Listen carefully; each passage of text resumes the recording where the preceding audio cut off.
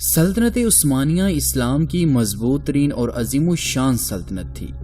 ترکوں کی یہ عظیم الشان سلطنت 600 سالوں سے زیادہ عرصے پر محیط تھی۔ اس کی سرحدیں یورپ، ایشیا اور افریقہ تک پھیلی ہوئی تھیں۔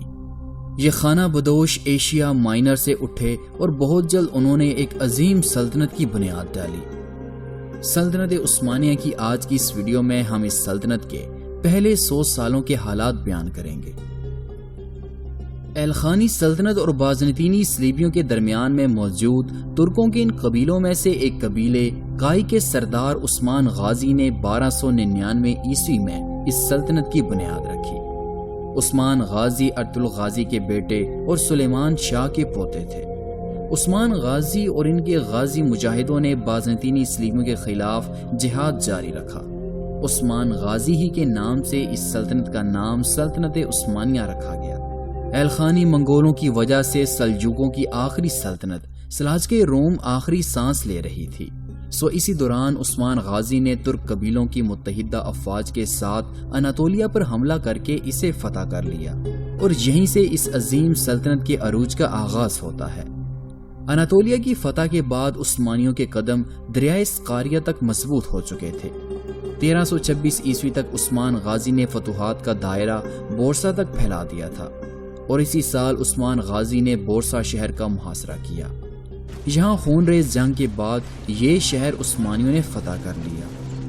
1335 عیسوی میں عثمان غازی نے بورسا شہر کو عثمانی سلطنت کا پہلا دارالحکومت بنایا۔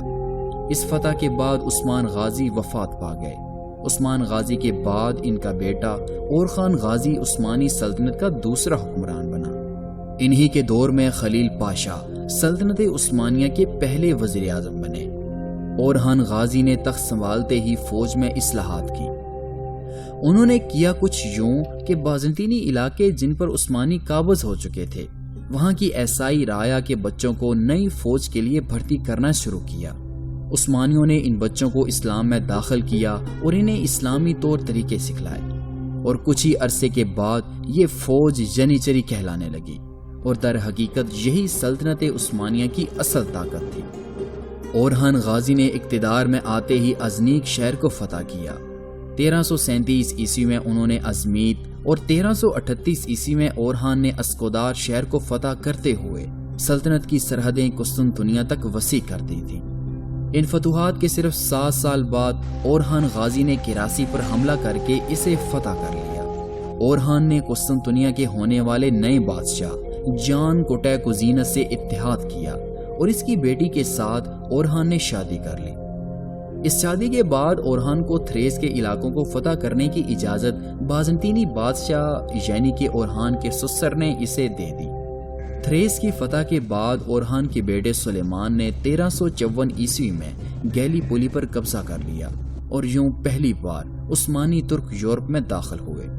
بازنطینی بادشاہ نے اورحان کو اجازت صرف اس وجہ سے دی تھی تاکہ اس کے اثر و رسوخ سے اس کی بادشاہت قائم رہے، لیکن اورحان کی ان فتوحات سے ڈر کر بادشاہ نے اسے واپس جانے کا کہا، لیکن عثمانیوں نے ان علاقوں کو چھوڑنے سے انکار کر دیا۔ 1362 عیسوی میں اورحان غازی وفات پا گئے۔ اس وقت ان کی عمر 80 سال تھی۔ اورحان کا بیٹا سلیمان چند سال پہلے شکار کے دوران مارا گیا تھا۔ اس کی موت کا صدمہ تھا کہ چند سال بعد اورحان غازی اس دنیا سے وفات پا گئے۔ ان کی وفات کے بعد ان کا بیٹا مراد خان سلطنت عثمانیہ کا تیسرا حکمران بنا۔ سلطان مراد نے اپنی باپ کی طرح فتوحات کا سلسلہ جاری رکھا، اور کچھ ہی عرصے کے بعد سلطان مراد نے بازنطینی شہر ادرنا فتح کر لیا۔ اس فتح کے بعد سلطان مراد نے اسے سلطنت کا نیا دارالحکومت بنایا۔ ادرنا کی فتح کے بعد سلطان نے بلقان کی ریاستوں پر حملے کر کے انہیں فتح کیا۔ 1382 عیسوی میں سلطان مراد نے بلغاریہ کی طرف رخ کیا۔ سلطان نے بلغاریہ کے بادشاہ ایوان کو ہتھیار ڈالنے کی پیشکش کی، اور انہوں نے بلغاریہ کے 3 اہم شہر فتح کیے۔ 1399 عیسوی میں سلطان مراد نے کوسوو کی جنگ میں سربیا کی فوج کو عبرتناک شکست دیتے ہوئے سربیا کو فتح کر لیا۔ سلطان مراد کی وفات کے بعد ان کا بیٹا بایزید جلدرم تخت نشین ہوا۔ سلطان بایزید نے تخت نشین ہونے کے بعد یورپ کی بجائے اپنے پڑوس میں کرمانیوں کے خلاف جنگ کرنا زیادہ مناسب سمجھا۔ کرمانیوں نے بھی سلجوقوں کے زوال کے بعد خود مختار ریاست کی بنیاد رکھی تھی اور سلطان مراد نے ان کے ساتھ جنگ کی بجائے صلح کر لی تھی۔ سلطان بایزید نے کرمانیوں سے صلح کر کے انہیں سلطنت میں شامل کر لیا۔ 1396 عیسوی میں بلغاریہ کی فتح کی غرض سے بلغاریہ اور سلطنت عثمانیہ کے درمیان نائکوپولس کی جنگ ہوئی۔ اس جنگ میں عثمانی فوج نے بلغاریہ کی فوج، جس میں جرمنی، فرانس اور ہنگری کے دستے شامل تھے، انہیں ذلت آمیز شکست سے دوچار کیا اور جنگ میں فتح کے بعد بلغاریہ پر عثمانی فوج کا قبضہ ہو گیا۔ اس فتح کے بعد سلطان بایزید جلدرم اس وقت اسلامی دنیا کے طاقتور ترین سلطان بن چکے تھے۔ 1400 عیسوی کا آغاز سلطنت عثمانیہ کے لیے زیادہ مفید ثابت نہ ہو سکا، کیونکہ جہاں ترکوں نے بازنطینی سلطنت کے شہر قسطنطنیہ کے علاوہ پوری بازنطینی سلطنت پر فتح حاصل کر لی تھی، وہیں عثمانیوں کے مشرق میں منگول ایلخانی سلطنت پر ایک اور ترک فاتح، جسے تاریخ تیمور لنگ کے نام سے بھی جانتی ہے، نے قبضہ کرتے ہوئے اپنی سلطنت کی سرحدیں سلطنت عثمانیہ کی سرحدوں تک وسیع کر لی تھیں۔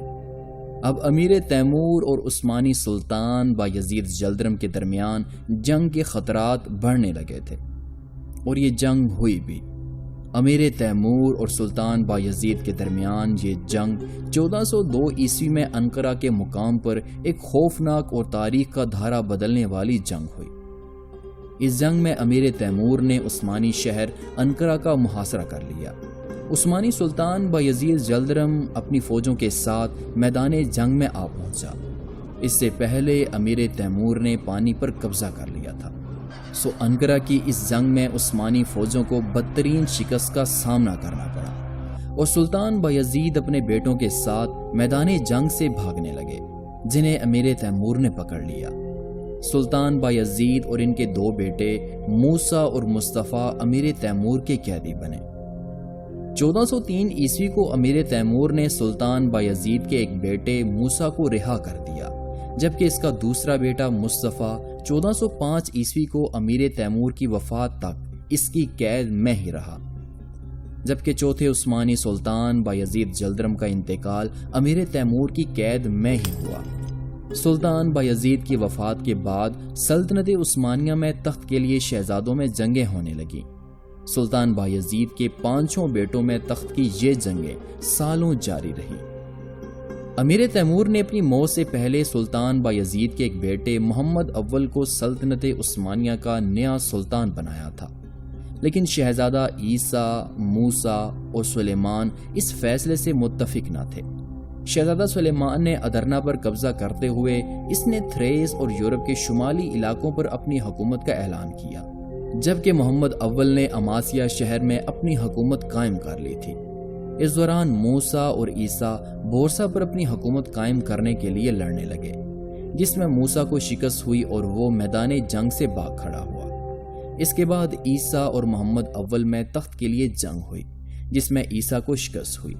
عیسیٰ شکست کے بعد قسطنطنیہ میں پناہ لینے کے لیے چلا گیا، اور اس کے بعد محمد اول نے بورسا شہر پر اپنا کنٹرول حاصل کر لیا۔ کچھ عرصے کے بعد عیسیٰ نے ایک بار پھر بازنطینیوں کی مدد کے ساتھ محمد اول کے خلاف کیراسی میں جنگ لڑی۔ شکست کے بعد شہزادہ عیسیٰ کریمان چلا گیا اور وہیں پر اسے قتل کر دیا گیا۔ پھر شہزادہ سلیمان نے بورسا اور انقرہ پر حملہ کر کے اپنی حکومت کا اعلان کیا۔ سلیمان کے ادرنا سے جاتے ہی موسیٰ نے ادرنا پر اپنی حکومت کا اعلان کر دیا۔ اس پر سلیمان نے بحیر اسود کو عبور کیا اور یورپی علاقوں پر سلطان کی حیثیت سے داخل ہوا۔ یہاں سلیمان نے بازنطینی شہنشاہ جان پیلیولوگس کو اتحادی بناتے ہوئے موسیٰ کے خلاف جنگ لڑی۔ 1410 عیسوی میں ہونے والی جنگ میں موسیٰ کو شکست ہوئی، جس کے بعد موسیٰ ادرنا چلا گیا۔ شہزادہ سلیمان نے ادرنا میں بھی جنگ لڑی، لیکن یہاں اسے شکست کا سامنا کرنا پڑا۔ 1411 عیسوی کو شہزادہ سلیمان پناہ لینے کے لیے قسطنطنیہ کی طرف کوچ کرنے لگا، لیکن رستے میں شہزادہ سلیمان کو کسی نے قتل کر دیا۔ اب تخت کے لیے موسیٰ اور محمد اول ہی زندہ بچے تھے۔ موسیٰ اس بات سے ناراض تھا کہ شہنشاہ نے سلیمان کی مدد کیوں کی، اسی لیے موسیٰ نے قسطنطنیہ کا محاصرہ کر لیا۔ شہنشاہ نے موسیٰ کے خلاف اس کے بھائی محمد اول سے مدد مانگی۔ محمد اول نے بحیر اسود کو عبور کیا اور یورپی حکومتوں سے معاہدے کیے، اور سربیا سے فوجی مدد حاصل کرنے کے بعد محمد اول نے اپنے آخری بھائی موسیٰ کے خلاف جنگ لڑی، جس میں موسیٰ کو شکست ہوئی اور جنگ کے بعد اسے پکڑ کر قتل کر دیا گیا۔ عثمانی شہزادوں میں تخت کی اس جنگ کا یہاں اختتام ہوتا ہے، اور سلطان محمد اول سلطنت عثمانیہ کے نئے سلطان کی حیثیت سے سامنے آتے ہیں۔ سلطان بننے کے بعد ان کی باقی زندگی سلطنت میں بغاوتوں کو ختم کرنے اور سلطنت کو مضبوط کرنے میں گزر گئی، یہاں تک کہ 1121 عیسوی میں ان کی وفات ہو گئی۔ سلطان محمد اول کی وفات کے بعد ان کا بیٹا مراد ثانی تخت نشین ہوا۔ سلطان بننے کے بعد انہیں بھی بغاوتوں کا سامنا کرنا پڑا، لیکن سلطان مراد نے ان تمام بغاوتوں کو کچل ڈالا۔ پھر سلطان مراد ثانی نے قسطنطنیہ کا محاصرہ کیا، لیکن انہیں یہ محاصرہ صرف اس لیے اٹھانا پڑا کیونکہ ان کے بھائی مصطفیٰ، جو کہ ابھی مخص 13 سال کے تھے، نے بورصہ پر حملہ کر دیا، جس کی وجہ سے انہیں محاصرہ اٹھانا پڑا۔ سلطان نے بورصہ پہنچ کر مصطفیٰ کو شکست دی اور اسے قتل کر دیا۔ سلطان مراد نے مصطفیٰ کو بغاوت پر آمادہ کرنے والی اناطولیہ میں پھیلی ترک ریاستوں کو شکست دے کر انہیں اپنی سلطنت میں شامل کر لیا۔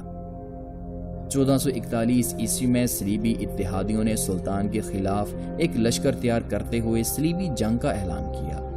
سلطان مراد نے انہیں 1444 عیسوی میں وارنا کی جنگ میں جان ہنیاڈے سمیت اس کی باقی صلیبی اتحادیوں کو بدترین شکست دی۔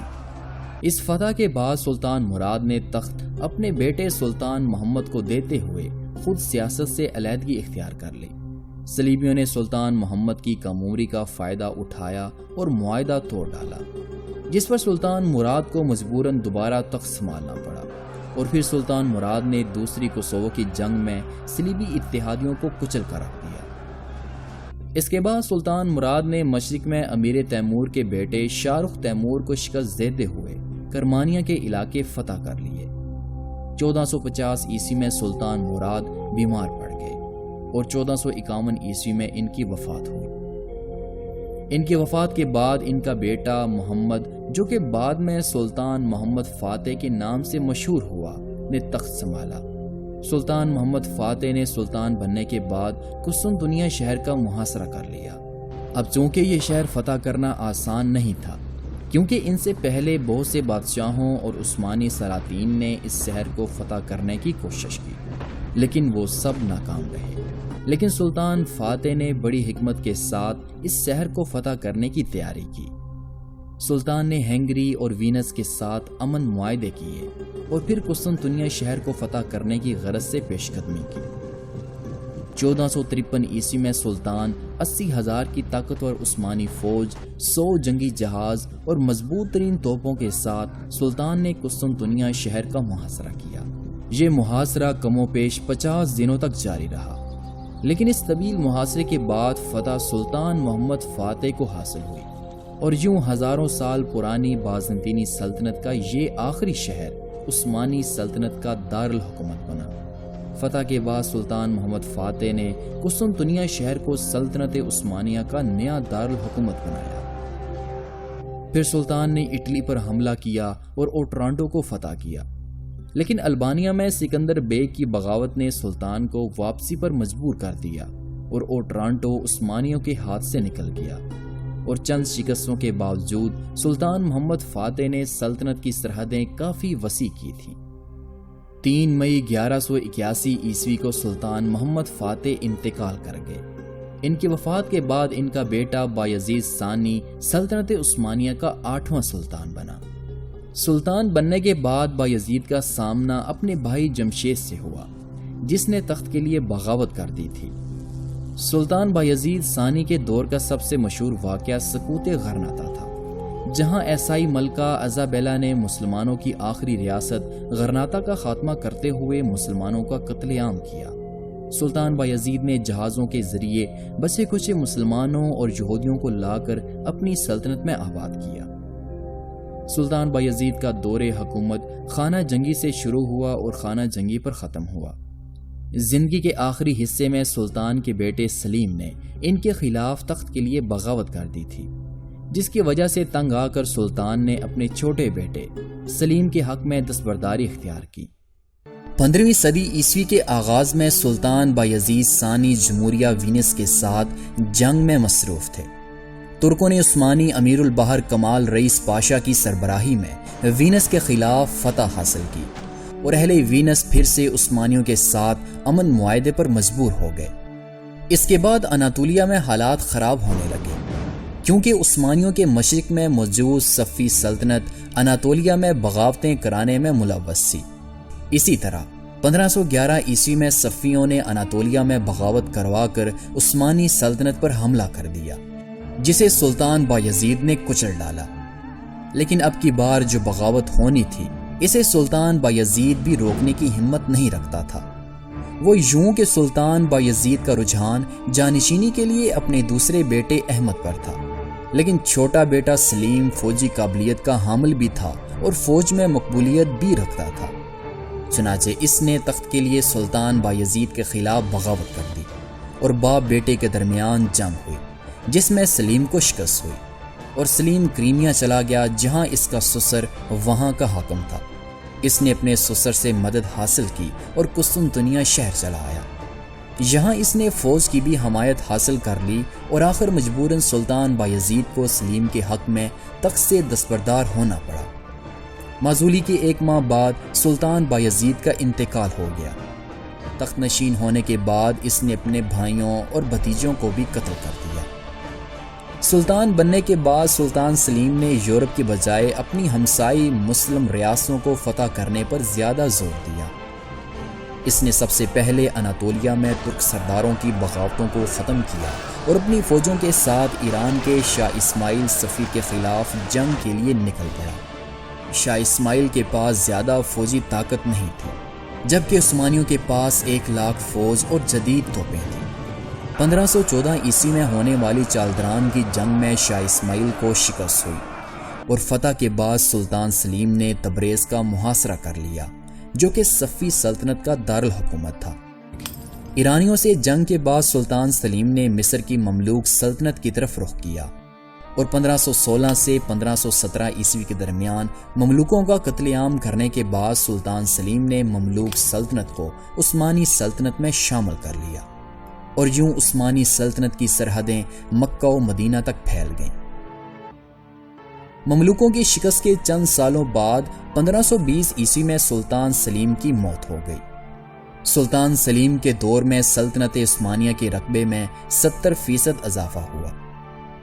سلطان سلیم کی موت کے بعد ان کا بیٹا سلیمان سلطنت عثمانیہ کا نیا سلطان بنا، جنہیں یورپ سلیمان دی میگنیفیسنٹ اور عثمانی اسے سلطان سلیمان القانونی کے نام سے پکارتے تھے۔ سلطان سلیمان نے اقتدار میں آنے کے بعد سب سے پہلے نئے اسلامی قوانین متعارف کرائے، جو اگلی 3 صدیوں تک سلطنت عثمانیہ میں رائج رہے۔ سلطان سلیم اول کی وفات سے پہلے عثمانیوں اور اہل ہنگری کے درمیان آویزش پیدا ہو گئی تھی، جس کی وجہ سے سرحد پر چھوٹی موٹی لڑائیاں ہوتی رہتی تھیں۔ سلطان سلیمان نے سلطان بننے کے بعد ہنگری کی طرف زیادہ توجہ دی۔ اسی غرض سے انہوں نے 1521 عیسوی میں اپنی فوجوں کے ساتھ بلغراد کا محاصرہ کر لیا اور چند دنوں کی گولہ باری کے بعد یہ قلعہ فتح ہو گیا۔ 4 سال کے بعد سلیمان کا مقابلہ ہنگری کی فوج کے ساتھ ہوا اور اس جنگ میں ہنگری کا بادشاہ مارا گیا۔ اس کی موت کے بعد ہنگری میں تخت کے لیے جنگیں شروع ہو گئیں۔ 1529 عیسوی میں سلطان سلیمان نے ویانا کا محاصرہ کر لیا، لیکن موسم کی خرابی، رسد کی کمی کی وجہ سے یہ علاقہ عثمانیوں کے ہاتھوں فتح نہ ہو سکا۔ 1534 عیسوی میں سلطان سلیمان نے صفی سلطنت کے خلاف پیش قدمی کی اور چند علاقے حاصل کرنے کے بعد 1544 عیسوی میں عثمانیوں اور صفیوں کے درمیان صلح ہو گئی۔ اس کے بعد عثمانیوں نے امیر البحر خیر الدین بار بروسا کی سربراہی میں یونان اور اس کے صلیبی اتحادیوں کے بحری بیڑے کو شکست دی اور عثمانی سرحدیں افریقہ تک پھیل چکی تھیں۔ زندگی کے آخری حصے میں سلطان سلیمان نے آسٹریا کے خلاف آخری جنگ لڑی اس جنگ میں جب عثمانی فوج نے ایک قلعے کو فتح کیا اور فاتحانہ طور پر اس قلعے میں داخل ہوئی تو اس وقت ان کا محبوب سلطان سلیمان خالق حقیقی سے جا ملا تھا۔ سلطان سلیمان کی وفات کے بعد ان کا بیٹا سلیم ثانی 1566 عیسوی میں عثمانی سلطنت کا نیا سلطان بنا، لیکن سلطان بننے کے بعد اصل اختیارات وزیر اعظم سوکلولی پاشا اور ان کی بیوی نور بانو سلطان کے پاس سے، اسی لیے سلیم ثانی حکومتی انتظامات سے کافی دور رہتے تھے۔ سلیم ثانی نے جنگ کے بجائے امن کو ترجیح دی اور انہوں نے پڑوس کی ریاستوں سے امن معاہدے کیے۔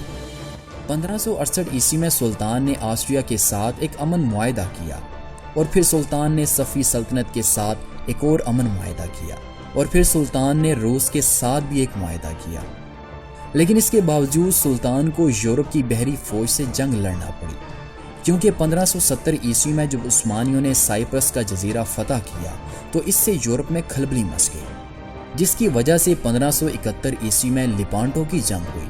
اس بحری جنگ میں ترک بحری بیڑے کو شکست ہوئی اور امیر البحر سمیت 30,000 عثمانی فوجی شہید ہوئے۔ سلطان سلیم ثانی کی وفات سے پہلے تیونس اور سائپرس پر عثمانیوں کا قبضہ ہو چکا تھا۔ 1574 عیسوی میں سلطان سلیم ثانی انتقال کر گئے۔ ان کے بعد ان کا بیٹا مراد ثالث نیا عثمانی سلطان بنا۔ سلطان مراد ثالث نے آسٹریا اور صفوی سلطنت کے خلاف جنگیں شروع کی، جس سے کہ سلطنت کو بدترین نقصان ہوا۔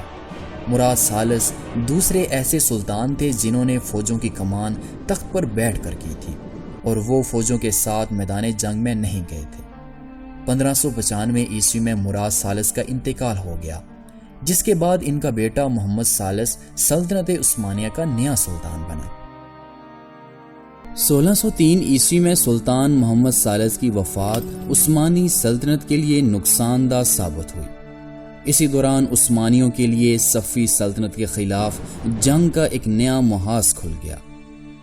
سلطان محمد ثالث کی وفات کے بعد ان کا بڑا بیٹا احمد اول، جو کہ ابھی صرف 14 سال کا تھا، تخت نشین ہوا۔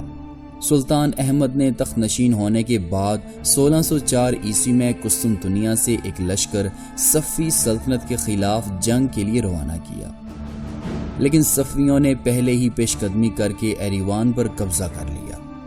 ادھر دوسری جانب عثمانیوں کے لیے آسٹریا کی سرحد پر ایک اور محاذ کھل گیا، کیونکہ صدر اعظم لالا مصطفیٰ نے جو علاقہ فتح کیا تھا انہیں وہ موسم کی خرابی اور ینیچری کے آغا کی کم ہمتی کی وجہ سے خالی کرنا پڑا، اور 11 نومبر 1606 عیسوی کو صلح نامہ سیتواتورک پر دستخط ہوئے۔ اس معاہدے کی روح سے گران، ایرلا اور گراٹسکا کے قلعے عثمانیوں کے قبضے میں رہے، اوراب اور کومورن پر آسٹریا کا قبضہ قائم رہا۔ 1612 عیسوی میں عثمانیوں اور صفویوں کے درمیان ایک معاہدہ ہوا، جس کی روح سے عثمانیوں نے چند علاقے صفویوں کو واپس کر دیے۔ ایران کے ساتھ جنگوں میں زیادہ نقصان ترکوں کا ہی ہوا۔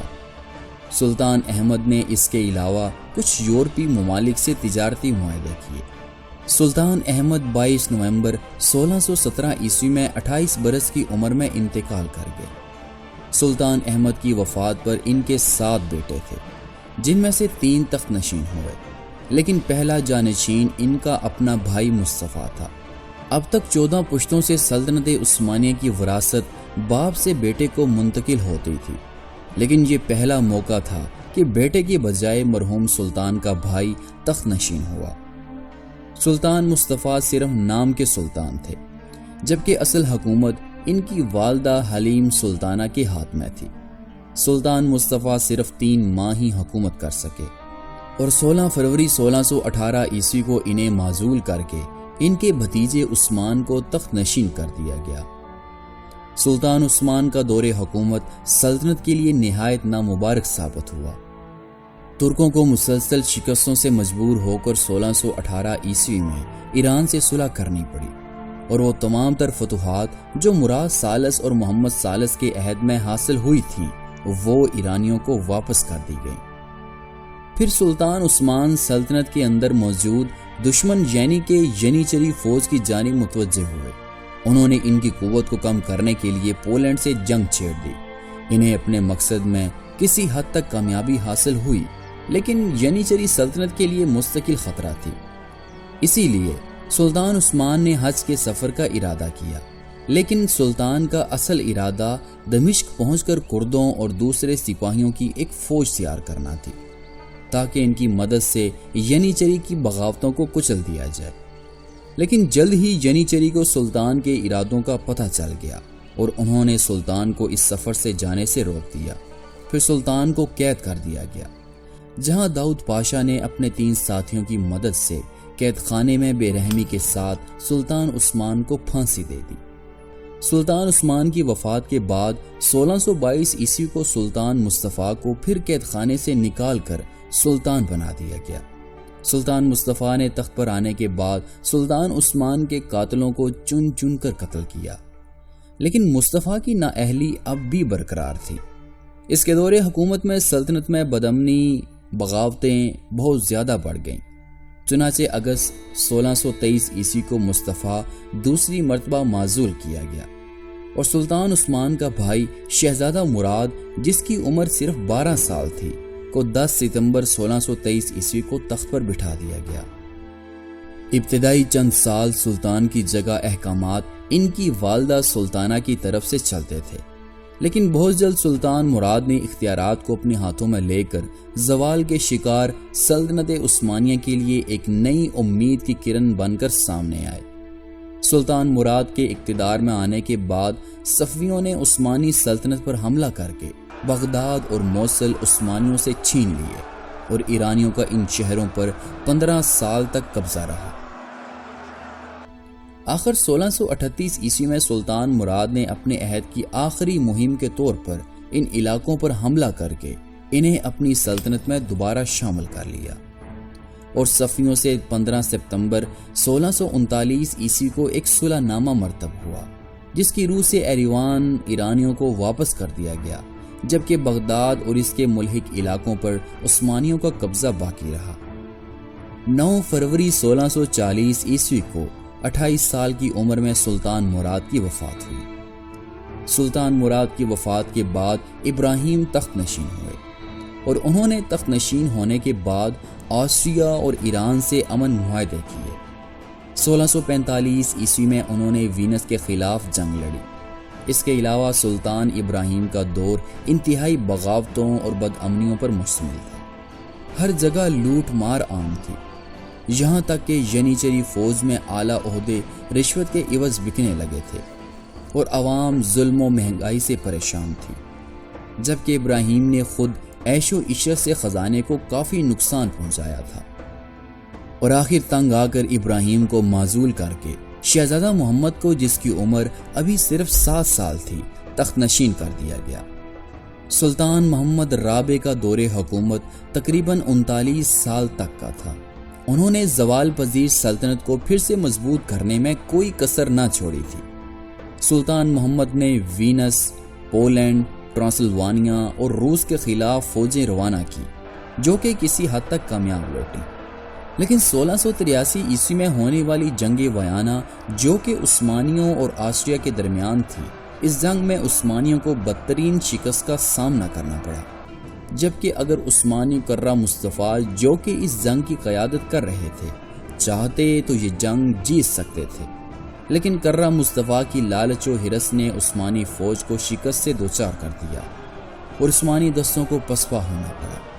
بعد میں سلطان کے حکم سے کرہ مصطفیٰ، جو کہ اس شکست کا اصل ذمہ دار تھا، کو سلطان کے حکم سے قتل کر دیا گیا۔ نومبر 1687 عیسوی میں سلطان محمد رابع کو معزول کر کے ان کی جگہ ان کے بھائی سلیمان ثانی کو تخت نشین کیا گیا۔ تخت نشینی کے بعد سلطان سلیمان نے آسٹریا کی ان فوجوں کو، جو کہ عثمانی علاقوں کی طرف بڑھتی چلی آ رہی تھی، کو شکست سے دوچار کیا۔ سلطان سلیمان نے اپنے دور حکومت میں عیسائی رایا کے ساتھ مخصوص رعایتیں کی۔ سلطان سلیمان کے دور حکومت میں عثمانی فوجوں نے مقدونیہ کو فتح کیا اور آس پاس کے علاقوں کو بھی عثمانی سلطنت میں شامل کر لیا گیا۔ 10 مئی 1691 عیسوی میں سلطان سلیمان ثانی کا انتقال ہو گیا۔ سلطان سلیمان ثانی کی وفات پر ان کا بھائی احمد ثانی تخت نشین ہوا۔ سلطان احمد نے سلطنت کے معاملات کو صدر اعظم مصطفیٰ کے ہاتھ میں چھوڑ دیے۔ انہوں نے آسٹریا کے خلاف فوجیں جمع کی اور ان سے جنگ لڑی۔ بحری جنگ میں عثمانیوں کو تو فتح حاصل ہوئی، لیکن بری جنگ میں عثمانی فوج شکست کھا گئی، اور اس جنگ میں جب مصطفیٰ کوپریلی نے دیکھا کہ ترکوں کے قدم اکھڑ رہے ہیں تو وہ مردانہ وار تلوار نکالتے ہوئے میدان جنگ میں چلے گئے، لیکن وہ اس جنگ میں شہید ہو گئے۔ اس کے بعد 6 فروری 1695 عیسوی میں 51 سال کی عمر میں سلطان احمد ثانی کا انتقال ہوا۔ ان کی وفات کے بعد معزول سلطان محمد رابع کا بیٹا شہزادہ مصطفیٰ تخت نشین ہوا۔ ان کے دور کا سب سے مشہور واقعہ صلح نامہ کالوویٹس ہے، جس کی روح سے آسٹریا ہمیشہ کے لیے عثمانی سلطنت کے دائرۂ اختیار سے نکل گیا۔ غرض اس صدی میں عثمانیوں نے بہت سی جنگیں ہاریں اور سلطنت میں قتل و غارت اور بغاوتیں عروج پر رہیں۔ اب تک سلطنت عثمانیہ یورپ میں پے در پے فتوحات حاصل کرتی چلی آ رہی تھی، لیکن اس صدی کے آغاز تک عثمانیوں کی حالت انتہائی نازک تھی۔ عثمانیوں کے لیے فتوحات تو دور کی بات، بلکہ روس اور آسٹریا اس کے علاقوں پر حملے کر کے انہیں فتح کر رہے تھے۔ 17ویں صدی کے آغاز میں سلطان مصطفیٰ تخت عثمانیہ پر برجمان تھے۔ ان کے دور حکومت میں عثمانی فوجیں آسٹریا کے خلاف روانہ ہوئیں، اور ابتدا میں انہیں تھوڑی بہت فتوحات حاصل ہوئیں، لیکن جلد عثمانیوں کو زنتا اور ازف میں ذلت آمیز شکست کا سامنا کرنا پڑا، جبکہ زنتا کے مقام پر عثمانی فوج کی بغاوت اور آپس میں بغض و عداوت کی بنا پر دشمن نے ان پر حملہ کر دیا، اور یوں دیکھتے ہی دیکھتے 26,000 عثمانی سپاہی مارے گئے، جبکہ سلطان دریا کے اس پار کھڑے یہ سارا منظر دیکھ رہے تھے۔ پے در پے شکستوں کے بعد سلطان مصطفیٰ نے اہل یورپ کے ساتھ ایک صلح کی، جو کہ صلح نامہ کالوویٹس کے نام سے جانی جاتی ہے۔ اس صلح کے تحت ازف روس کے قبضے میں چلا گیا، اور روس کے ساتھ سلطنت عثمانیہ کی 30 سال کے لیے جنگ بندی کا ایک معاہدہ بھی ہوا، جبکہ آئندہ کے لیے آسٹریا ہنگری نے عثمانی سلطنت کو خراج دینا بند کر دیا تھا۔ اس معاہدے کے بعد سلطان کے خلاف قسطنطنیہ میں ینیچری فوج نے شدید احتجاج کیا، اور سلطان کی واپسی پر انہوں نے سلطان کو قسطنطنیہ داخل ہونے سے روک دیا۔ سلطان اس وقت ادرنا شہر میں قیام پذیر تھے۔ ینیچری باغیوں نے سلطان سے مفتی فیض اللہ افندی کی معزولی کا مطالبہ بھی کیا۔ اس مطالبے نے جنوری 1703 عیسوی میں بغاوت کی شکل اختیار کر لی تھی، لیکن سلطان نے قسطنطنیہ پہنچنے تک معزولی کا فیصلہ ملتوی کر دیا، جس پر ینیچری سلطان کے خلاف ہو گئی۔ اس پر سلطان مصطفیٰ کو 1115 ہجری بامطابق 15 اگست 1703 عیسوی کو معزول کر دیا گیا۔ پھر باغیوں نے معزول سلطان کے بھائی احمد ثالث کو تخت پر بٹھایا۔ سلطان احمد ثالث کی تخت نشینی ینیچری کی بغاوت کا نتیجہ تھی، اسی لیے ینیچری نے اپنا پہلا مطالبہ مفتی اعظم فیض اللہ افندی کے قتل کا دیا، اور مجبور ہو کر سلطان کو مفتی فیض اللہ افندی کے قتل کے احکامات جاری کرنا پڑے۔ سلطان احمد ثالث نے انگلینڈ، فرانس اور سویڈن کے بادشاہ چارلز سے اچھے تعلقات قائم کیے۔ سویڈن کا بادشاہ اس وقت روس کے ساتھ جنگ کر رہا تھا کہ اسے روس کے زار سے 8 جولائی 1709 عیسوی میں پلٹوا کے مقام پر شکست ہوئی، اور چارلز بھاگ کر سلطنت عثمانیہ چلا آیا، جہاں سلطان احمد نے اس کا شاندار استقبال کیا، لیکن اس کی خواہش پر سلطان نے روس سے جنگ کرنے سے انکار کر دیا، کیونکہ روس اور سلطان کے درمیان 3 سالہ جنگ بندی کا معاہدہ تھا۔ لیکن روس اس معاہدے پر قائم نہ رہا، اس نے جنگی تیاریاں شروع کی اور اپنی فوجوں کے ساتھ نکل پڑا۔ ادھر مئی 1711 عیسوی میں صدر اعظم بلدجی محمد پاشا عثمانی فوجوں کے ساتھ دونوں فوجیں دریائے پرت کے کنارے پہنچیں۔ جنگ سے پہلے ہی روسی زار اور اس کی فوجیں عثمانیوں کی توپوں کے نشانے پر تھیں۔ روسی زار نے عافیت اسی میں سمجھی کہ عثمانیوں سے صلح کر لی جائے، چنانچہ یہاں عثمانیوں نے زار سے اپنے مطالبات منوائے۔ روس سے فارغ ہونے کے بعد سلطان احمد نے وینس کے خلاف دسمبر 1714 عیسوی میں جنگ کا آغاز کیا۔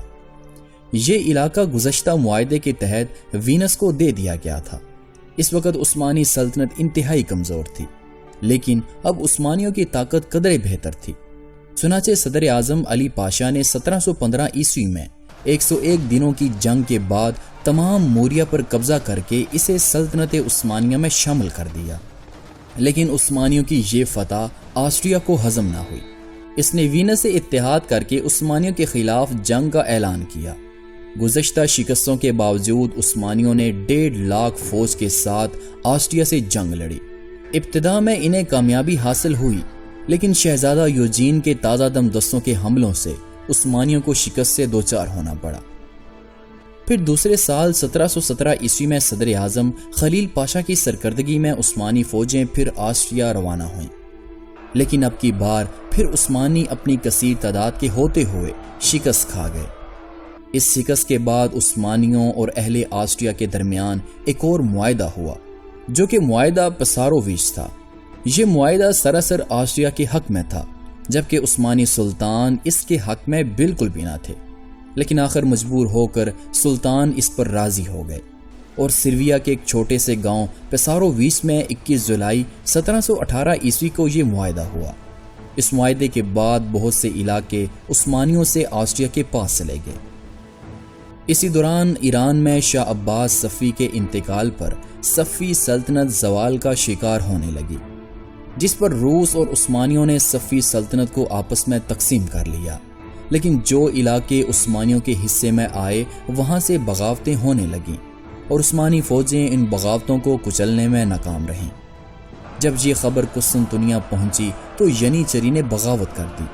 سلطان نے فوج کو اعتماد میں لینا چاہا، لیکن ینیچری کی بغاوت اب طول پکڑ چکی تھی، اور آخر سلطان کو مجبور ہو کر اپنے بھتیجے محمود اول کے حق میں تخت سے دستبردار ہونا پڑا۔ سلطان محمود صرف نام کے سلطان تھے، جبکہ اصل اختیارات باغیوں کے سردار خلیل کے ہاتھ میں تھے، لیکن جب ان کے اختیارات حد سے بڑھ گئے تو سلطان کے وفاداروں نے سلطان سے مل کر ان سب باغیوں کا خاتمہ کر دیا۔ پائے تخت میں امن قائم کرنے کے بعد ایران میں جنگ چھڑ گئی، جس کے نتیجے میں سلطان کو 10 جنوری 1732 عیسوی کے ایک معاہدے کے تحت سلطان کو تبریز، لورستان اور ہمدان ایران کو واپس کرنا پڑے۔ ادھر روس نے سلطنت عثمانیہ سے کیے گئے معاہدے کے الٹ تمام علاقے ایران کو واپس کر دیے اور اس سے اتحاد کر لیا، اور وہ قسطنطنیہ کے فتح کے خواب دیکھنے لگا۔ روسی جنگی جارحیت کے خلاف مجبوراً سلطنت عثمانیہ کو 28 مئی 1736 عیسوی میں روس کے خلاف جنگ کا اعلان کرنا پڑا۔ روسی فوجیں کرائمیا میں عثمانی مقبوضات پر حملے اور محاصرے کر رہی تھیں۔ 1737 سے 1739 عیسوی کے درمیان روس اور عثمانیوں کے درمیان جنگیں جاری رہیں، جس میں شکست عثمانیوں کو ہوئی، اور اس کے علاوہ بہت سے قلعے روس کے قبضے میں چلے گئے۔ اب اس سارے سینیریو میں جب آسٹریا نے دیکھا کہ عثمانی روس کے خلاف جنگ میں مصروف ہیں تو انہوں نے عثمانی سلطنت پر حملہ کر دیا، لیکن اب کی بار عثمانیوں نے الحاج محمد پاشا کی عظیم فوج سے آسٹریا کو بدترین شکست سے دوچار کیا۔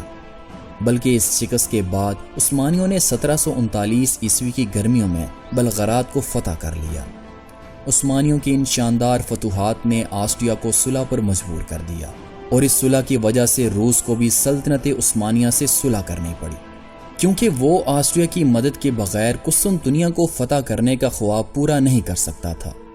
اس معاہدے کے 6 سال بعد 1168 ہجری بمطابق 13 دسمبر 1754 عیسوی کو سلطان محمود اول کی طبعی موت واقع ہوئی۔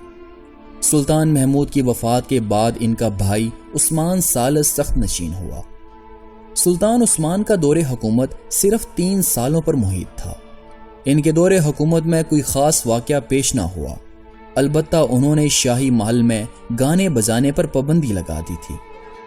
اکتوبر 1757 عیسوی میں سلطان عثمان ثالث کا انتقال ہوا۔ ان کے بعد تخت عثمانی پر سلطان احمد ثالث کا بیٹا مصطفیٰ ثالث تخت نشین ہوا۔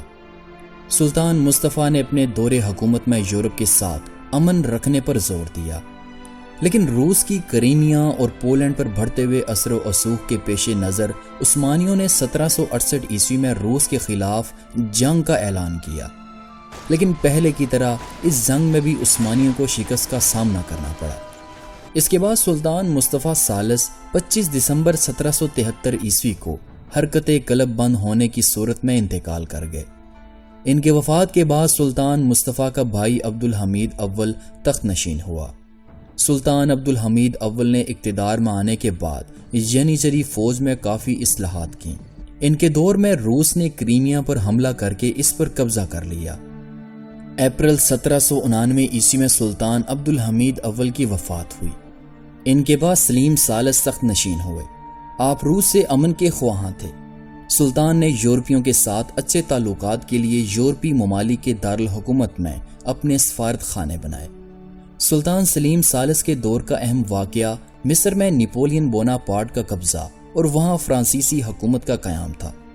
عثمانی سلطان نے نیپولین کے خلاف بہت سے لشکر روانہ کیے، لیکن عثمانیوں کو کوئی خاص کامیابی حاصل نہ ہوئی۔ غرض مصر پر فرانس کا قبضہ کئی سالوں جاری رہا۔ 18ویں صدی عیسوی کے آغاز میں سلطان سلیم ثالث تخت عثمانی پر براجمان تھے۔ انہی کے دور میں مصر میں نیپولین بوناپارٹ نے نہ صرف قبضہ کر لیا بلکہ اس نے عثمانی دستوں کو شکست سے بھی دوچار کیا۔ مارچ 1802 عیسوی میں فرانس اور سلطنت عثمانیہ کے درمیان ایک صلح ہوئی، جس کے تحت نیپولین نے مصر پر دولت عثمانیہ کی فرما روائی تسلیم کر لی۔ اس کے بعد نیپولین اور سلطان کے درمیان خط و کتابت ہوتی رہی، یہاں تک کہ جلد ہی سلطان نے فرانس سے اتحاد کر لیا۔ فرانس سے اتحاد کرنے کے بعد سلطان نے فوجی طاقت کو مضبوط کرنے کے لیے بہت سی اصلاحات کی، لیکن سلطان کی یہ اصلاحات انہی کے خلاف ہو گئیں، کیونکہ جنیچری ان اصلاحات سے راضی نہ تھی، سو اس نے بغاوت کر دی اور شدید احتجاج کیا، یہاں تک کہ جب سلطان نے ان اصلاحات کو منسوخ کرنے سے انکار کر دیا تو ان سرکش باغیوں نے اصلاحات کے حامیوں کو چن چن کر قتل کرنا شروع کر دیا۔ جب سلطان سلیم کو یہ احساس ہوا کہ اب باغی حد سے بڑھ گئے ہیں تو سلطان تخت سے دستبردار ہو گئے۔ 22 ربیع الاول 1222 ہجری بمطابق 29 مئی 1807 عیسوی میں سلطان سلیم ثالث کو معزول کر دیا گیا۔ اس کے بعد مصطفیٰ رابع 1807 عیسوی کو تخت نشین ہوئے، لیکن ان کی خلافت صرف 13 ماہ تک قائم رہی۔ ان کے سلطان بننے کے بعد اب بھی بہت سے لوگ سلطان سلیم ثالث کو تخت پر لانے کے حامی تھے۔ اسی خطرے کے پیش نظر مصطفیٰ رابع نے سلطان سلیم ثالث کے قتل کا حکم جاری کر دیا اور سلیم ثالث کو قتل کر دیا گیا، لیکن یہ اندھا قتل جلد ہی رنگ لے آیا۔ سلطان سلیم کا ایک وفادار بیرقدار نے مصطفیٰ کو تخت سے اتار کر محمود ثانی کو جولائی 1808 عیسوی میں تخت نشین کر دیا، اور تخت نشین ہونے کے چند دنوں کے بعد معزول سلطان مصطفیٰ کو قتل کر دیا گیا۔ سلطان محمود ثانی نے تخت پر آنے کے بعد فوجی اصلاحات جاری رکھی جو کہ سلطان سلیم ثالث نے شروع کی تھی۔ 1809 عیسوی میں روس نے سلطنت عثمانیہ سے جنگ چھیڑ دی۔ ترک اس حملے سے سخت سیخ پا ہوئے اور ہر جگہ سے رضاکارانہ طور پر لوگ فوج میں شامل ہونے لگے، لیکن افسران کی نااہلیوں اور پرانے جنگی نظام کی وجہ سے عثمانیوں کو شکست ہوئی، لیکن پھر بھی انہوں نے روسی فوجوں کو دریائے ڈنیوب کے اس پار پسپا کر دیا۔ روسی اب مدافعانہ جنگ لڑ رہے تھے، کیونکہ روسی زار کو نیپولین کی طرف سے حملے کا شدید خطرہ تھا، اسی لیے اس نے طاقت میں ہونے کے باوجود دولت عثمانیہ سے 28 مئی 1812 عیسوی کو صلح کر لی، جو کہ صلح نامہ بخارسٹ کے نام سے جانی جاتی ہے۔ 1821 عیسوی میں یونان نے بغاوت کر کے موریا پر حملہ کر دیا، کیونکہ یونان سلطنت عثمانیہ سے آزاد ہونا چاہتا تھا۔ سلطان محمود نے اس بغاوت کو امن سے ختم کرنا چاہا، لیکن یونانیوں نے ترکوں کو گائے بکریوں کی طرح ذبح کرنا شروع کر دیا، جس کے نتیجے میں عثمانی فوج نے اس بغاوت کو عارضی طور پر 1828 عیسوی میں ختم کر ڈالا۔ اسی سال جبکہ یونان نے بغاوت کر دی تھی، مئی 1828 عیسوی میں روسی زار نکولس خود میدان میں آیا اور اس نے دریائے پرت کو عبور کر کے 15,000 فوج کے ساتھ مالدیوا میں داخل ہو گیا۔ تقریباً اسی وقت روسی بیڑا بھی درے دانیال میں داخل ہو گیا۔ روس اور عثمانیوں کی یہ جنگ تقریباً 1 سال تک جاری رہی۔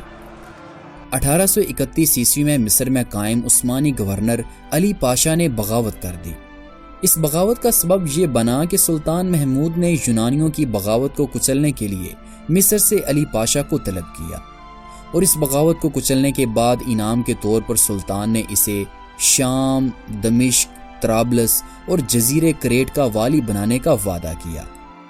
لیکن اب چونکہ یونان کی بغاوت کی جنگ کا نتیجہ سلطنت عثمانیہ کے خلاف رہا، اور جب علی پاشا نے ان چاروں ولایتوں کا سلطان سے مطالبہ کیا تو سلطان نے صرف اسے کریٹ کا والی بنایا۔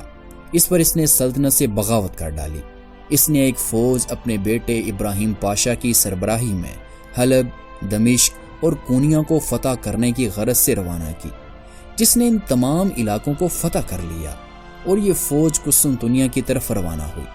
سلطان نے ان باغیوں کو ختم کرنے کے لیے کئی ایک فوجیں روانہ کی، لیکن ان سبھی نے شکست کھائی۔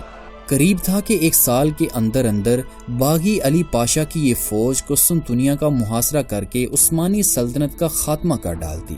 سلطان محمود نے یہ خطرہ محسوس کرتے ہوئے برطانیہ سے مدد مانگی، کیونکہ گزشتہ بغاوتوں اور جنگوں کی وجہ سے عثمانی فوج کی حالت انتہائی خراب تھی۔ لیکن برطانیہ نے سلطنت عثمانیہ کی مدد کرنے سے انکار کر دیا، جس کی وجہ سے سلطان نے روس سے جنگی مدد مانگی۔ روس جو کہ پہلے ہی سے عثمانیوں کی مدد کرنے کے لیے تیار بیٹھا تھا، اس نے 22 فروری 1833 عیسوی کو 4 جنگی جہاز اور 6000 کی فوج قسطنطنیہ روانہ کر دی۔ روس کی اس مدد سے برطانیہ پریشان تھا۔ اس نے عثمانیوں پر دباؤ ڈالا کہ روسی فوجیں واپس چلی جائیں، لیکن زار نے کہا کہ جب تک ابراہیم کی فوج واپس نہیں چلی جاتی، روسی فوج سلطان کی کمان میں وہیں رہے گی۔ ادھر سلطان نے علی پاشا کو شام، حلب اور دمشق دے کر صلح کر لینی چاہی، لیکن محمد علی پورا شام، فلسطین کا ایک حصہ اور اس کے علاوہ ایک اہم بندرگاہ لینے پر اصرار کر رہا تھا۔ مجبوراً سلطان محمود نے دوسرا جنگی بیڑا اور فوج روس سے طلب کی۔ 5 اپریل کو 12,000 کی مزید روسی فوج سکوتری کے قریب اتری۔ اس دوسری کمک سے برطانیہ اور فرانس بے حد پریشان ہوئے۔ اب کی بار انہوں نے محمد علی اور سلطان محمود پر دباؤ ڈالنا شروع کیا، اور آخر کار سلطان نے محمد علی کے تمام مطالبات منظور کر لیے۔ یوں معاہدہ کوتاہیہ کے تحت وہ تمام علاقے عثمانیوں نے محمد علی کو دے دیے جو سلطان سلیم اول کی فتوحات کی وجہ سے عثمانی سلطنت میں شامل ہوئے تھے۔ لیکن یہ صلح عارضی ثابت ہوئی، کیونکہ چند سال بعد محمد علی نے خراج دینا بند کر دیا تھا، اور اس نے خود مختاری کا اعلان کر دیا۔ سلطان نے اس سرکشی کے لیے 25 جون 1839 عیسوی میں ایک فوج اور بحری بیڑا روانہ کیا۔ جب عثمانی لشکر جنگ میں شامل ہوا تو بہت سے عثمانی افسر جو کہ پہلے سے ہی محمد علی سے رشوت لے کر غداری کر چکے تھے، ابراہیم کی فوج سے جا ملے، جبکہ بحری بیڑا پورے کا پورا محمد علی کے حوالے کر دیا گیا۔ غداری کی ایسی مثال شاید ہی تاریخ میں کہیں ملے۔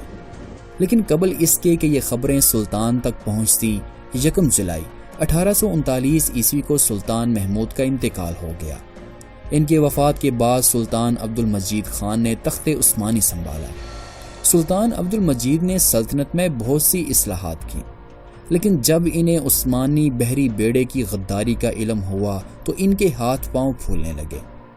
بلاخر طویل جدوجہد کے بعد برطانیہ اور روس نے عثمانیوں کی مدد کے لیے اپنے جنگی جہاز مصر روانہ کیے، اور جلد عثمانیوں نے محمد علی کی فوجوں کو پسپا کر دیا۔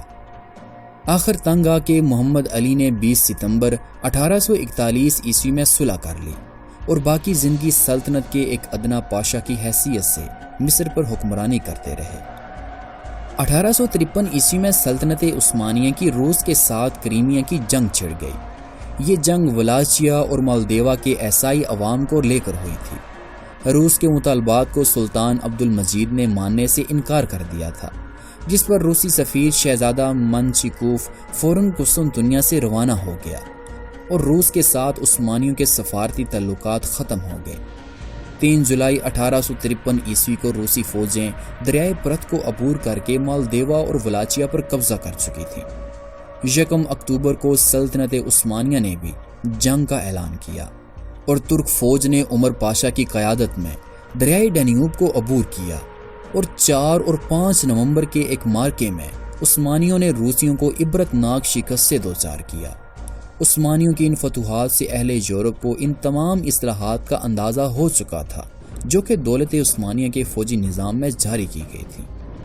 17 ذی الحج 1270 ہجری بمطابق 25 جون 1861 عیسوی میں سلطان عبد المجید نے وفات پائی۔ ان کے وفات کے بعد ان کے بھائی سلطان عبد العزیز نے تخت سلطانی سنبھالا۔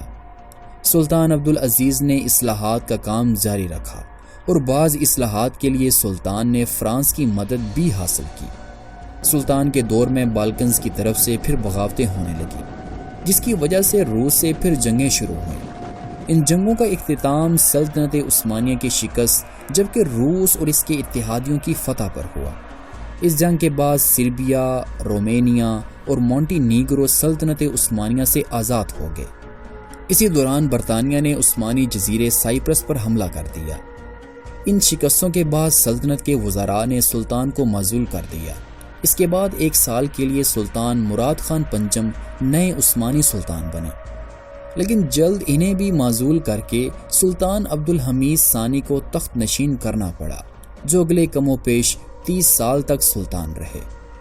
اگلے چند سالوں میں فرانس نے تیونس پر جبکہ برطانیہ نے 1882 میں مصر پر قبضہ کر لیا۔ برطانیہ اور فرانس کے بدلتے رنگوں کی وجہ سے دولت عثمانیہ نے جرمنی کے ساتھ دوستانہ تعلقات بڑھا دیے۔ 1897 عیسوی میں یونان اور عثمانیوں کے درمیان جزیرے کریٹ کو لے کر جنگ چھڑ گئی، جس میں عثمانیوں نے یونان کو شکست دی اور جزیرے کریٹ پر عثمانی سلطنت کا کنٹرول رہا۔ اس صدی میں سلطنت عثمانیہ کے بہت سے علاقے دشمنوں کے پاس چلے گئے اور عثمانی سلطنت اپنے زوال کے عروج تک پہنچ چکی تھی۔ سلطنت عثمانیہ کے ختم ہونے کی بہت سی وجوہات ہیں، جن میں سے پہلی وجہ یہ تھی کہ 18ویں صدی کی شروعات میں سلطنت کے یورپی حصوں میں خانہ جنگی شروع ہو چکی تھی۔ 1821 میں یونان نے سلطنت سے جنگ چھیڑ کر اس سے آزادی حاصل کر لی۔ سربیا نے 1835 میں، بلغاریہ نے 1877 میں، جبکہ رومانیہ نے بھی اسی سال سلطنت عثمانیہ سے علیحدگی اختیار کرتے ہوئے آزادی حاصل کر لی تھی۔ دوسری بڑی وجہ یہ تھی کہ 1826 عیسوی میں سلطان محمود ثانی نے یہ بھانپ لیا تھا کہ سلطنت کو مضبوط کرنے کے لیے ایک نئی فوج بنانی چاہیے جو کہ یورپی فوج کے طرز عمل پر ہو، لیکن یہ بات ینیچری فوج کو بالکل پسند نہ آئی اور انہوں نے بغاوت کر دی، جس پر سلطان نے اپنے یورپی سپاہیوں کو بلا کر ینیچری فوج پر گولیاں چلوائیں اور جو ینیچری سپاہی زندہ بچے انہیں سلطان کے حکم پر پھانسی دے دی اور یوں اس ینیچری فوج کا خاتمہ ہو گیا۔ تیسری بڑی وجہ سلطنت میں رشوت خوری تھی۔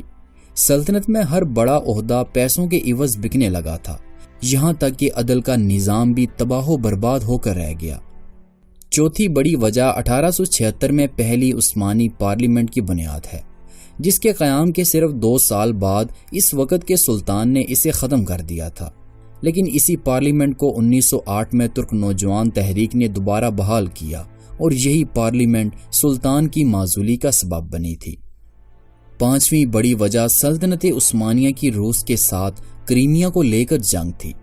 اس جنگ میں سلطنت عثمانیہ کے اتحادی انگلینڈ اور فرانس تھے۔ 1853 سے 1886 تک کریمیا کی جنگ میں سلطنت عثمانیہ کو فتح حاصل ہوئی، لیکن 1876 میں روس کے ساتھ سلطنت عثمانیہ کی پھر جنگ ہوئی، جس کے نتیجے میں کریمیا، ولاچیا اور بہت سے علاقے سلطنت عثمانیہ سے چھن گئے۔ مسلسل جنگوں کی وجہ سے سلطنت عثمانیہ دیوالیہ ہو چکی تھی۔ یہی وجہ ہے کہ دنیا کی طاقتور ترین سلطنت عثمانیہ نے پہلی بار 1854 میں یورپ سے قرض لیا اور 1876 تک سلطنت عثمانیہ بینکرپٹ ہو چکی تھی۔ اب اس سب سینیریو میں آپ یہ دیکھیں کہ سلطنت کی معیشت مسلسل جنگوں کی وجہ سے کمزور ہوتی جا رہی تھی اور سلطنت عثمانیہ کے بہت سے علاقے دشمن فتح کر رہے تھے، تو ایسے میں سلطان عبد المجید خان نے توپ کاپی محل کو پرانا سمجھتے ہوئے یورپ کی طرز پر ایک عالی شان پیلس بنوایا جس میں اربوں کا خرچہ ہوا۔ اسی لیے 1876 کے آتے آتے سلطنت عثمانیہ کو یورپ کا مرد بیمار کہا جانے لگا۔ 1881 عیسوی میں اب چونکہ سلطنت عثمانیہ دیوالیہ ہو چکی تھی، تو انگلینڈ اور فرانس نے سلطنت سے قرض وصول کرنے کے لیے سلطنت عثمانیہ کے حصوں کو آپس میں بانٹنا شروع کر دیا اور 1882 تک مصر، الجیریا، رومینیا، بلغاریہ، مالڈووا، گریس اور آسٹریا کا بہت سا علاقہ سلطنت کے ہاتھ سے نکل چکا تھا، جبکہ چھٹی بڑی وجہ نوجوانان ترک تھے جنہوں نے 1908 میں انقلاب کے طور پر ترکی سے سلطنت کا خاتمہ کر کے ایک جمہوری ریاست کے قیام کا اعلان کیا۔ سلطان کو مجبوراً 1876 میں ختم کی ہوئی پارلیمنٹ کو دوبارہ بحال کرنا پڑا، جس کے بعد سلطان کے اختیارات ختم ہو گئے اور سلطان صرف نام کے ہی سلطان رہ گئے۔ ساتویں بڑی وجہ 1912 اور 1913 میں ہونے والی بالکن جنگیں ہیں، جس میں سلطنت عثمانیہ کو شکست ہوئی اور بالکنز ریاستوں نے سلطنت عثمانیہ سے مکمل آزادی حاصل کر لی، اور آخر پر سلطنت عثمانیہ کے تابوت میں آخری کیل پہلی جنگ عظیم ثابت ہوئی۔ اس جنگ میں سلطنت عثمانیہ نے جرمنی، آسٹریا، ہنگری اور بلغاریہ کا ساتھ دیا اور شروع میں سلطنت عثمانیہ کو فتح حاصل ہوئی، لیکن اسی دوران انگلینڈ نے 1916 سے 1918 کے درمیان عرب میں اپنا ایک جاسوس لارنس آف عربیہ کو بھیج کر بغاوت کروا دی، جس سے اہل عرب نے عثمانی سپاہیوں کو مارنا شروع کر دیا۔ اس بغاوت میں انگلینڈ اہل عرب کو پیسہ اور اسلحہ برابر بھیجتا رہا، جس کی وجہ سے سلطنت عثمانیہ پہلی جنگ عظیم ہار گئی۔ اس شکست کے بعد سلطنت عثمانیہ سے یورپ نے 1920 میں معاہدہ کیا، جو کہ معاہدہ سیوڑے کے نام سے جانا جاتا ہے۔ اس معاہدے کے تحت سلطنت عثمانیہ کے ٹکڑے ٹکڑے کر دیے گئے، جس سے کہ عوام میں خوب غم و غصہ پایا گیا، اور 1920 میں مصطفیٰ کمال پاشا نے اقتدار کو اپنے ہاتھوں میں لیتے ہوئے بہت سے حصوں کو واپس فتح کرتے ہوئے سلطنت عثمانیہ کا خاتمہ کر دیا اور جمہوریہ ترکی کی بنیاد رکھی۔ نومبر 1922 میں مصطفیٰ کمال نے آخری عثمانی سلطان محمد وحید الدین کی خلافت کا خاتمہ کرتے ہوئے انہیں ملک بدر کر دیا، اور یوں 600 سالوں سے زیادہ عرصے تک حکومت کرنے والی سلطنت عثمانیہ کا خاتمہ ہو گیا۔